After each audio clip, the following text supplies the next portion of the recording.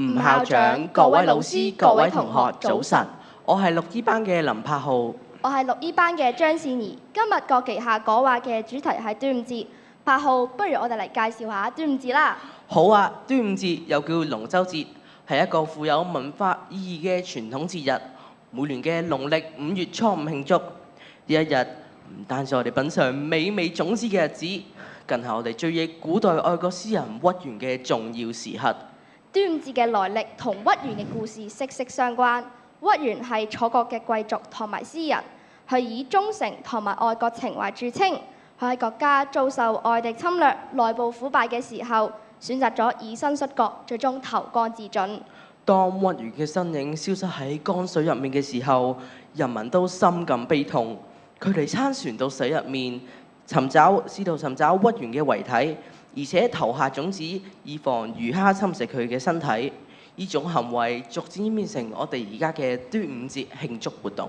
端午節嘅習俗非常豐富，除咗食粽同埋敬龍舟，仲有懸掛香包、插艾草等習俗。呢啲活動唔單止令我哋感受到節日嘅熱鬧，都兼成咗對生命同健康嘅祝福。每當端午節來臨，我哋心中就會充滿對屈原嘅敬意。屈原嘅精神激勵住我哋，讓我哋明白咩係忠誠，咩係堅持。另外，端午節都係一個令我哋團圓嘅時刻。無論喺邊度，屋企人都會聚埋一齊包粽、爬龍舟，分享生活裡面嘅點滴。呢種團聚嘅氣氛，令我哋感受到家嘅溫暖。同時，我哋珍惜呢個傳統節日所帶來嘅文化價值。端午節唔單止係一個節日，仲係一個文化傳承嘅體現。我哋要將呢份文化延續下去，讓更多人了解端午節嘅意義，感受到我哋中華民族嘅博大精深。喺呢度預祝大家端午節快樂，身體健康，家庭幸福。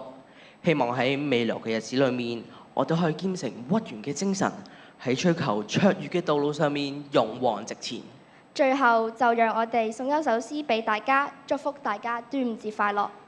同理仁愛中國心，精神健康齊實行。端午節快將來臨，粽香4日慶歡騰，龍舟競渡浪花翻，親情共聚樂無垠。端午佳節心連心，文化安全永紮根。多謝大家。